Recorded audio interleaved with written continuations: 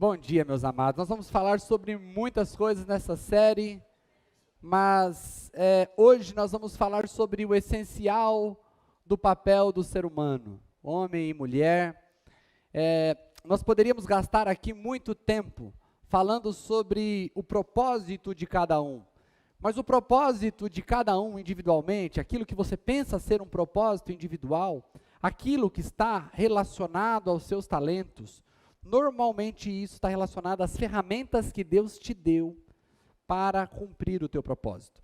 Ou seja, os seus talentos são ferramentas que Deus deu para que você cumpra o seu propósito em determinada área, em determinado local, em determinado meio social que você vive. Mas o importante é nós entendermos qual é o propósito de Deus para o ser humano, para que nós sejamos resgatados ao centro da vontade de Deus. Nós vamos falar durante a série sobre o propósito da igreja, o propósito da família, vamos falar sobre o propósito dos relacionamentos, e eu tenho certeza que você vai ser muito edificado. Mas hoje eu quero falar sobre o propósito do ser humano, qual foi o projeto de Deus e por que nós não estamos vivendo aquilo que Deus planejou. O livro do Gênesis, no capítulo 1, verso 26 ao 28, se você quiser ligar a tua Bíblia, você pode ligar, se você quiser abrir, mas se você quiser ler com a gente, pode ler também. O texto diz assim, e Deus disse, façamos o ser humano à nossa imagem, conforme a nossa semelhança, tenha ele domínio sobre os peixes do mar, sobre as aves do céu, sobre os animais domésticos, sobre toda a terra, sobre todos os animais que rastejam pela terra. Assim Deus criou o ser humano, a sua imagem, a imagem de Deus o criou, homem e mulher os criou, e Deus os abençoou e lhes disse, sejam fecundos, multipliquem-se, encham a terra e sujeitem-na, tenham domínio sobre os peixes do mar, sobre as aves do céu e sobre todo animal que rasteja pela terra.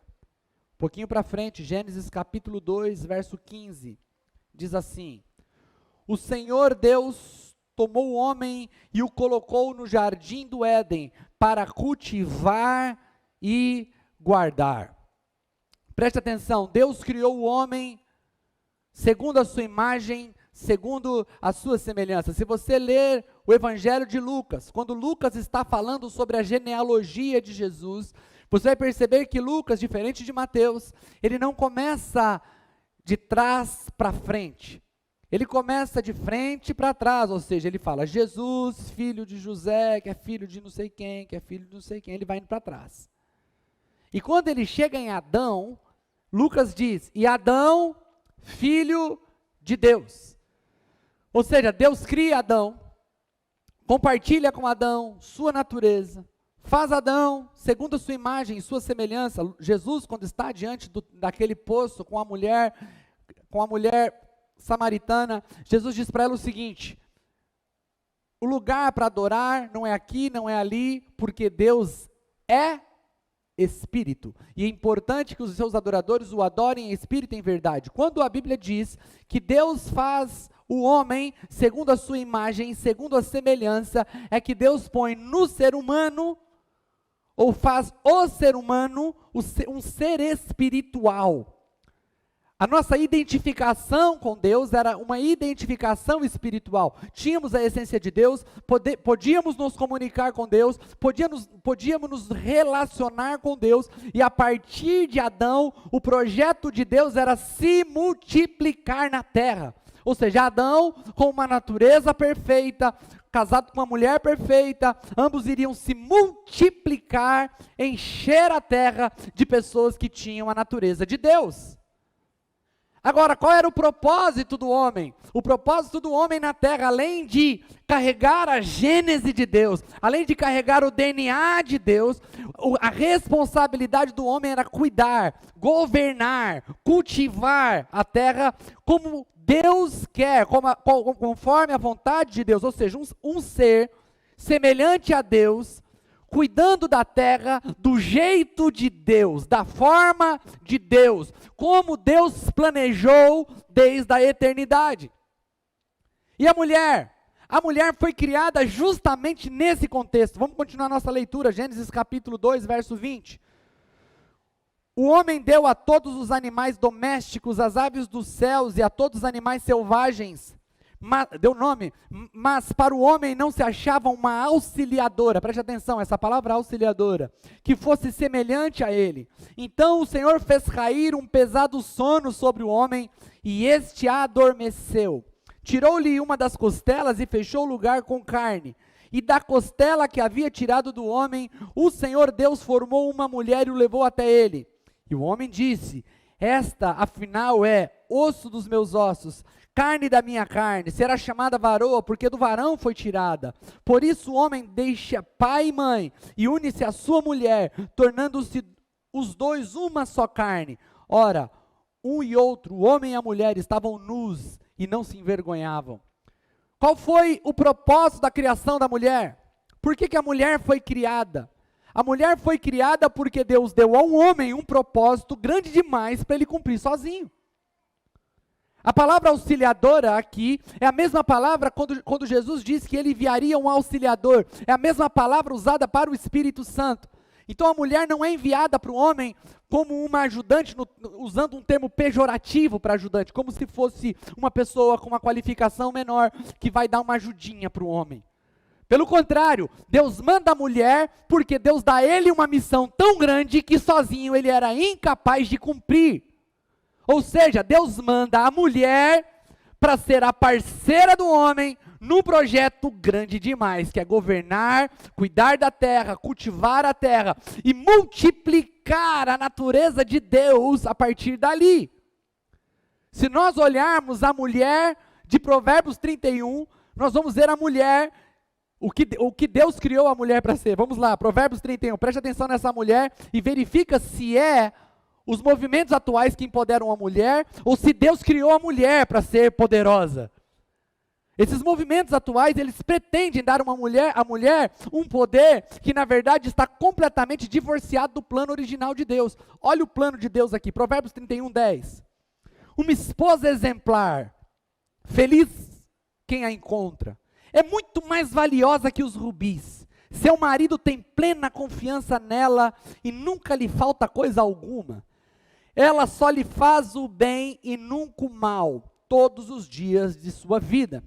Escolhe a lã e o linho com prazer e trabalha com as mãos. Aqui, a mulher trabalha com as mãos. Como os navios mercantes, ela traz de longe as suas provisões. Antes de clarear o dia, ela se levanta, prepara comida para todos os da casa e dá tarefa a todas as suas servas. Ela é empreendedora. Ela avalia um campo e o compra. Com o que ganha, planta uma vinha. Entrega-se com vontade ao seu trabalho, seus braços são fortes e vigorosos. Administra bem seu comércio lucrativo e a sua lâmpada fica acesa durante a noite. Ela trabalha durante o dia e tem pique para a noite ainda. Não fica com dor de cabeça. Só estou lendo o texto, irmãos. Eu nem interpretei. Nas mãos segura o fuso e com os dedos pega a roca, ela é trabalhadora. Acolhe os necessitados e estende as mãos aos pobres. Não receia a neve por seus familiares, pois todos eles vestem agasalhos. Faz cobertas para a sua cama, veste-se de linho fino e de púrpura, ainda ela fica bonita. Seu marido é respeitado na porta da cidade, ou seja, ela é forte, mas seu marido é honrado. Ela não é forte e faz de seu marido um banana. Ela é forte e faz de seu marido um homem honrado. Ou seja, ela não concorre com o seu marido. Ela não quer ser mais poderosa que o seu marido. Ela é poderosa. E isso faz dela alguém nobre o suficiente para fazer seu marido um homem honrado. Está prestando atenção? Essa é a mulher de Provérbios 31. Onde toma assento entre as autoridades da terra, o marido. Ela faz vestes de linho e as vende, e fornece cintos aos comerciantes, reveste-se de força e dignidade, sorri diante do futuro. Ela não é desesperada, ela não é angustiada. Fala com sabedoria e ensina com amor. Cuida dos negócios de sua casa e não dá lugar à preguiça. Seus filhos se levantam e a elogiam. Seu marido também a elogia, dizendo: muitas mulheres são exemplares, mas você a todas supera. A beleza é enganosa, a formosura é passageira, mas a mulher que teme ao Senhor será elogiada. que ela receba a recompensa merecida e as suas obras sejam elogiadas à porta da cidade. Olha a mulher de Provérbios 31. Deus cria o homem para uma tarefa muito grande. Deus diz, sozinho ele não pode, criarei uma mulher, criarei uma auxiliadora, uma parceira para que ele cumpra o projeto pelo qual ele foi criado. Então a mulher não é criada num formato para ser subjugada. Nós vamos entender que isso é reflexo da queda. Deus cria o homem para governar, e governar não é governar sobre. Hoje nós temos governantes que querem governar sobre as pessoas, mas o governo de Deus é um governo para as pessoas. É um governo que dá às pessoas o que elas precisam para que elas possam fazer o que elas foram chamadas para fazer. Ou seja, quando Deus dá ao homem o governo, Deus dá a Adão a capacidade de gerir a terra, e ele chama a mulher não somente para ser gerida por ele, mas para ser a sua parceira num projeto que era expandir-se como filhos de Deus por toda a terra. A prova disso é que a mulher de Provérbios 31 é essa mulher que todo homem que quer cumprir um propósito grande precisa ter ao seu lado. Uma mulher sábia, uma mulher que vai para cima, uma mulher que não é colocada de escanteio, uma mulher que sabe que ela é importante. E todo homem que quer cumprir o propósito pelo qual foi criado, para ter uma mulher forte do lado, precisa ser um baita de um homem. Porque é impossível ter uma mulher nesse nível aqui de Provérbios 31 sendo um homem do século 21, hein? Homem do século 21 faz xixi na calça perto de uma mulher dessa. Tem medo até dela. Muitos homens não querem ver suas mulheres crescer, não é porque ele é machista nem nada, é porque ele é inseguro. E ele tem medo de ter uma mulher muito forte do lado dele e ele ficar para trás. Então, em vez de ficar para trás, cresça. E seja o homem que sua mulher precisa que você seja. Isso é só um parênteses, não vou falar depois eu falo disso no dia que for sobre família. Mas o propósito do homem é governar. Governar para, ou seja, fazer o que Deus mandou ele fazer, ou seja, expandir-se na terra. Isso nós estamos falando de Adão e de Eva. Agora, o homem peca. O homem falha em liderar. Ele subverte a ordem. A mulher que foi colocada para ser parceira sabota. Ou seja, ambos falham, ambos pecam. E quando eles pecam, a Bíblia diz, o Senhor tinha dito que quando eles comessem do fruto proibido, do fruto do conhecimento do bem e do mal, certamente eles morreriam. Quando eles comem o fruto, aparentemente não acontece nada. Por que aparentemente não acontece nada? Porque na carne, no corpo, eles continuam vivos. Mas eles morrem espiritualmente imediatamente. E se eles morrem espiritualmente, a morte aqui não é a aniquilação do espírito, mas a separação do espírito de Deus. A partir desse momento, eles começam a se multiplicar, mas eles já não multiplicam a natureza de Deus, porque a natureza de Deus neles morreu no pecado. A partir de agora, eles se multiplicam, multiplicando o pecado, multiplicando uma natureza caída, multiplicando uma natureza rebelde, multiplicando uma natureza que está divorciada de Deus. E a partir daquele momento, o homem para de cumprir o propósito pelo qual ele foi criado. Todos os problemas que nós enfrentamos, seja de ordem individual, seja de ordem familiar, tem sua origem no pecado. E quando a Bíblia fala pecado no singular, majoritariamente ela está se referindo a essa tendência do homem para o mal. Eu ensino isso sempre para vocês.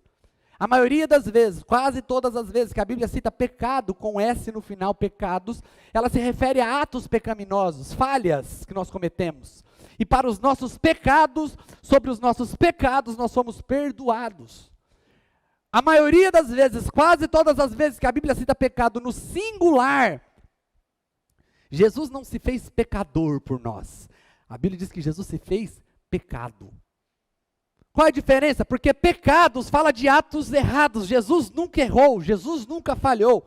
Quando a Bíblia fala pecado no singular, ela está se referindo a essa nossa tendência para o mal. E da onde veio essa tendência para o mal? Quando nós fomos desconectados desconectados de Deus no Éden. Nós passamos a ter uma natureza rebelde. Todo ser humano nasce com uma natureza rebelde contra Deus, uma natureza que quer ficar longe de Deus. O apóstolo Paulo diz aos romanos que todos pecaram e todos estão destituídos, ou seja, todos estão separados da glória de Deus. Não há nenhum que faça o bem, nenhum sequer. Pastor, mas uma pessoa que não tem Jesus, ela não faz o bem? O bem que ela faz é insuficiente perto da santidade de Deus. Isaías vai dizer que os nossos atos de justiça são como os trapos da imundícia perto da santidade de Deus. O bem que o homem faz é bom até para a sociedade, é bom para ele, mas é insuficiente para reconectá-lo com Deus, porque ele foi separado dele, e no final das contas o ser humano sempre vai tentar viver independente do teu próprio modo. Isso é consequência do pecado. Eu fiz para vocês uma tabelinha aqui para vocês entenderem um pouco como éramos com Deus. Vamos lá, hoje eu vou dar aula também. Vai lá, põe para mim, por favor, a primeira tabela. Essa aqui é o projeto de Deus. Deus é a origem, Deus é o Criador, Deus tem o controle, Deus era o juiz da vida, Deus planejou a vida e suas regras. Esse aqui foi o plano de Deus no Éden. E nós, seres humanos, como éramos no Éden? Nós éramos dependentes de Deus. Nós éramos criação, somos criações e não podemos existir por nós mesmos. Temos o controle somente de nós mesmos. No Éden, Deus tem o controle de todas as coisas e ficou a nós somente o controle de nós mesmos. Se Deus era o juiz, sobrou para nós desfrutar a vida. Se Deus planejou as regras, nós não precisávamos criar regras, nós só precisávamos obedecer e viver a vida que Deus planejou. Tudo estava perfeito. Deus criou o homem, Deus fez as regras, Deus criou os planos, Deus deu o propósito, deu condições de cumprir o propósito. E esse era o projeto. Agora olha o que acontece depois que o homem deseja. Passa para frente, por favor. No desejo do pecado, nós pensamos que nós somos a origem. No final das contas, nós paramos de depender de Deus e dependemos de nós mesmos. No desejo do homem, ele é o Criador. Ele não tem ninguém que o criou. E ele passa a existir por nós, ele não tem um projeto, ele não tem um propósito. Agora ele existe somente por ele mesmo. No desejo, o homem deseja controlar o mundo, mas no final das coisas, ele tenta controlar o mundo e uns aos outros e perde o controle de si mesmo. No projeto original, o homem se controlava. É por isso que uma das características do fruto do Espírito é domínio próprio. Porque quando o homem peca, ele quer controlar todo mundo. A mulher quer controlar o marido quer controlar a mulher quer controlar os filhos quer controlar os pais. Você quer controlar o mundo, quer controlar as circunstâncias ao seu redor. Você acha que tudo tem que estar sob o seu controle. No final das coisas, você pensa que controla todo mundo, mas você não tem controle sobre você mesmo. Por que isso? Porque isso é a consequência do pecado. O homem se torna juiz da vida, e quando ele quer se tornar o juiz, julgamos a nós mesmos, aos outros, e deixamos de ser capazes de apreciar a nós mesmos e aos outros. Quem julga não aprecia. O julgamento tira o poder de apreciação. Quando você olha para o teu esposo, ou você olha para a tua esposa, ou você olha para si mesmo, você olha para a vida, e você é o juiz da vida, e se você é o juiz da vida, você está colhendo a consequência do desejo pecaminoso. Automaticamente, quando você passa dia e noite julgando quem está ao teu lado, você perdeu a capacidade de apreciar a vida. Eu sempre dou muito desses exemplos nos casamentos. Fiz isso no último casamento aqui desse casal lindo, que está feliz da vida aqui. Quando você vai assistir um documentário sobre vinícolas, as pessoas que fazem vinho chamam um provador para saber se o vinho está bom. Ele coloca na boca, joga para um lado, joga para o outro e depois gospe. E fala, tá bom, tá ruim, porque ele não está ali para apreciar o vinho, ele está ali para julgar. A mesma coisa com aqueles que provam café. Eles cheiram o café, colocam o café na boca, passam o café para cá, passam o café para lá, depois gospe o café. Porque quem está julgando quer encontrar se é bom, se é ruim, se é perfeito, se não é. Mas quem está apreciando, pouco importa se não está tão perfeito, ele quer apreciar o que está ali. O seu casamento pode não ser perfeito, você pode não ser perfeito, seus filhos podem não ser os filhos perfeitos, seus pais podem não ser os pais perfeitos. Mas Deus não lhe deu no Éden o poder de ser juiz. Ele é o juiz de todas as coisas, e quando ele é o juiz e você descansa no julgamento dele, sobra para você a bela tarefa de apreciar-se a si mesmo e aos outros que estão do seu lado. O homem começa a planejar regras, mas no final das coisas ele vive dominado por seus próprios desejos. Essa é a consequência do pecado. Nós perdemos a condição de viver como Deus criou a gente para viver. Agora, Jesus, ele vem e Ele restaura a nossa vida. E o propósito da cruz é justamente o perdão dos nossos pecados, ou seja, pagamento de dívida. Ele vem e paga a nossa dívida com Deus. Ele não só paga a nossa dívida com Deus, Ele transfere para nós a justiça dEle, nos tornamos justiça de Deus. A Bíblia diz que nós somos gerados nele, ou seja, existe um novo nascimento. A partir de agora, aquele espírito que estava desconectado do Espírito de Deus, é reconectado com o Espírito de Deus. E aqueles que nascem de novo, eles passam a ter o que Adão tinha, eles passam a ter conexão direta com Deus. O corpo está morto, mas o que está dentro vai ressuscitando dia após dia, vai sendo renovado de dentro para fora, porque o nosso espírito está conectado com Deus, nós estamos ressuscitados com Ele, nós nascemos de novo com Ele, nós temos o nosso espírito novo, e nosso espírito está ligado ao dele, e nós começamos a voltar para o potencial inicial, de cumprir com o que Deus planejou para as nossas vidas. E olha que interessante, como as pessoas leem esse texto que eu vou ler agora, com a visão de pessoas caídas. Efésios capítulo 5, verso 22 ao 28. Mulheres, sujeitem-se aos seus maridos como ao Senhor, pois o marido é o cabeça da mulher, como também Cristo é o cabeça da igreja, que é o seu corpo, do qual ele é o Salvador. Assim como a igreja está sujeita a Cristo, também as mulheres estejam sujeitas em tudo aos seus maridos. Agora, segura aí. Quando esse texto aqui é lido pelos olhos do ser humano caído, qual foi o castigo quando o homem peca? Do suor do seu trabalho comerá, por conta do homem passaram a existir espinhos, abrolhos, a terra foi amaldiçoada por conta do pecado do homem. Quando ele vai para a mulher, ele diz o seguinte: te multiplicarei as dores de parto, o seu desejo será para o teu marido, e ele te dominará. Então a mulher está há milhares de anos tentando ser liberta do domínio do homem. Estudos mais profundos a respeito desse texto, e eu indico aqui para você o livro do pastor Luciano Subirá, O Propósito da Família. Ele faz um estudo minucioso sobre esse texto, seu marido te dominará, e ele mostra que as palavras ali arremetem inclusive à relação conjugal, que o prazer do homem, o prazer da mulher estaria nas mãos do homem, ela só sentiria prazer se o homem fizesse por onde. E isso a gente vê quantas mulheres sofrem em seus casamentos porque os homens são egoístas e não levam a mulher a sentir aquilo que ela deseja.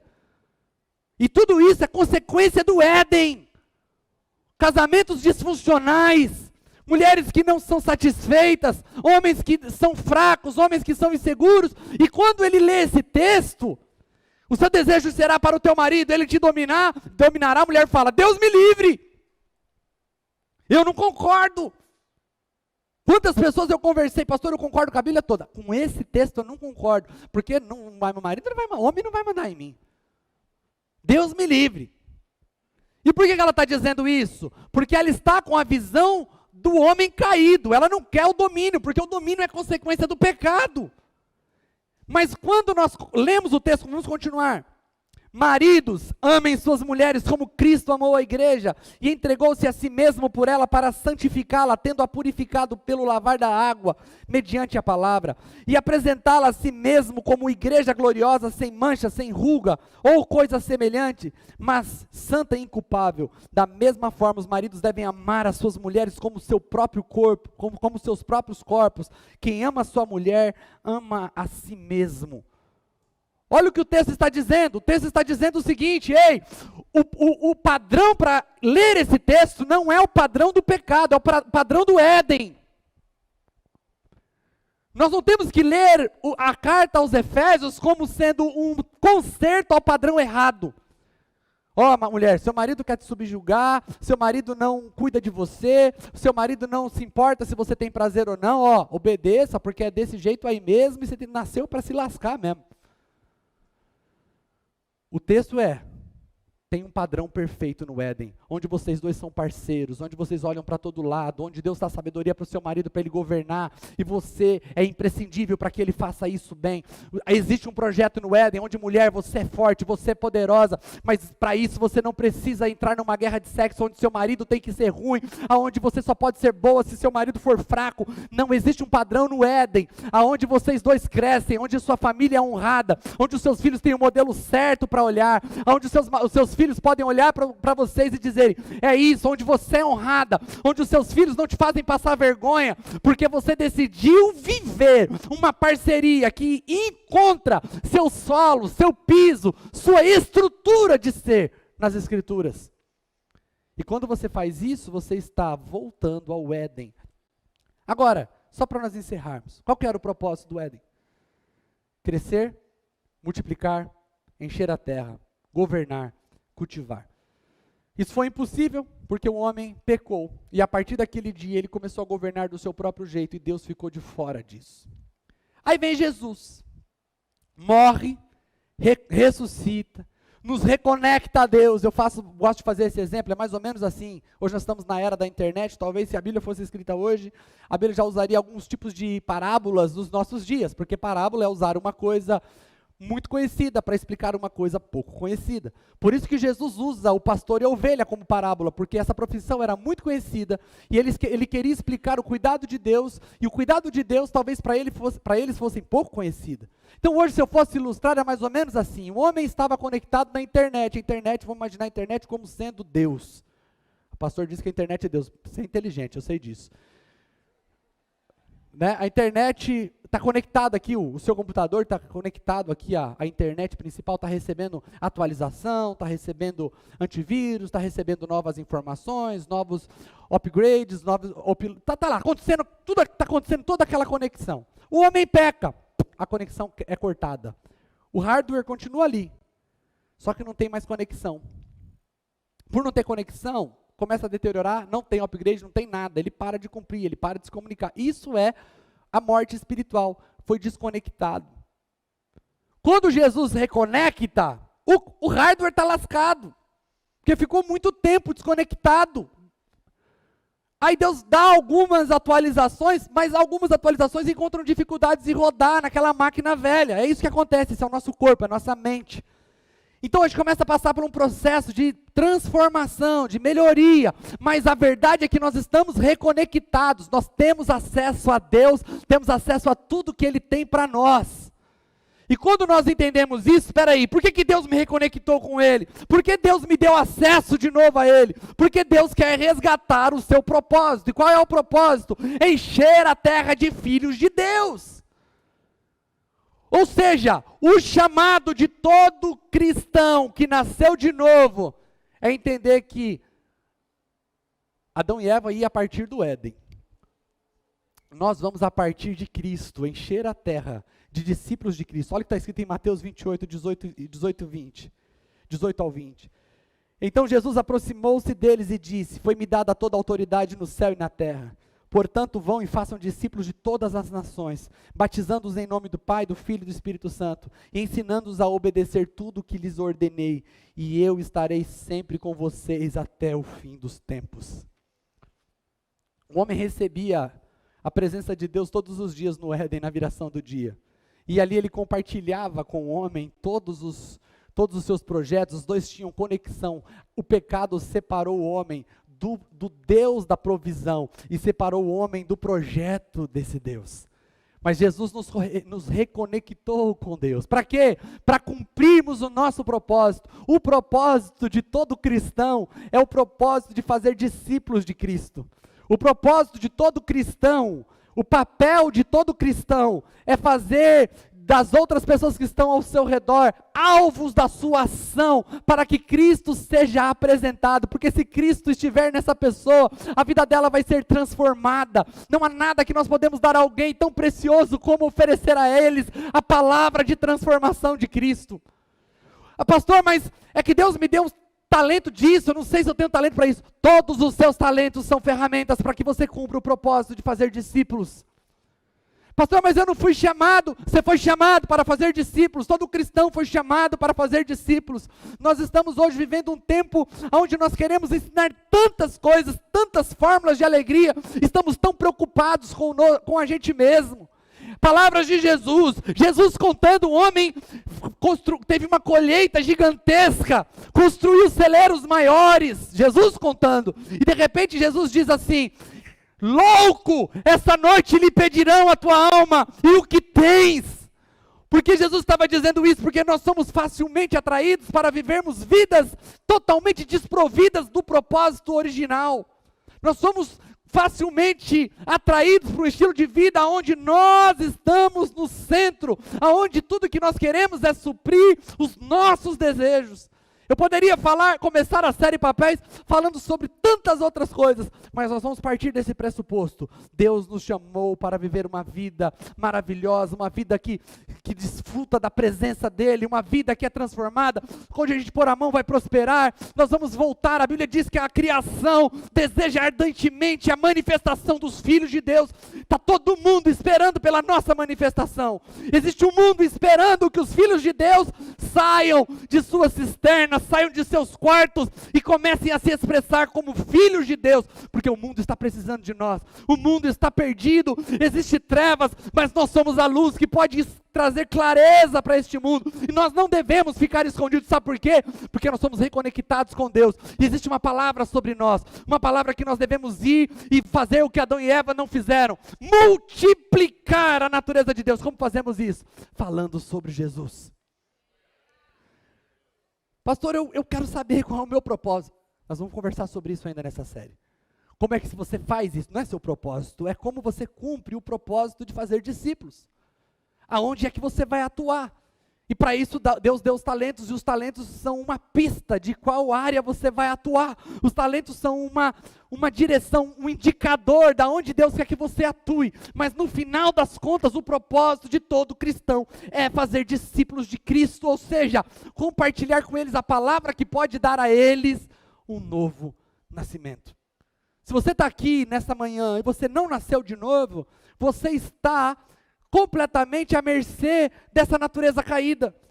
O seu lar está à mercê dessa natureza caída. Os seus sentimentos, as suas emoções estão completamente desprovidos de proteção, porque o seu espírito está desconectado de Deus. Mas se você, nesta manhã, se arrepender e entender a mensagem da cruz e dizer: ei, não é sobre ter uma religião, não é sobre só ter um credo, mas é sobre dizer: ei, Senhor, eu reconheço que sou pecador, estou afastado de Ti, estou separado de Ti, não quero mais viver desse jeito, eu quero me reconectar contigo.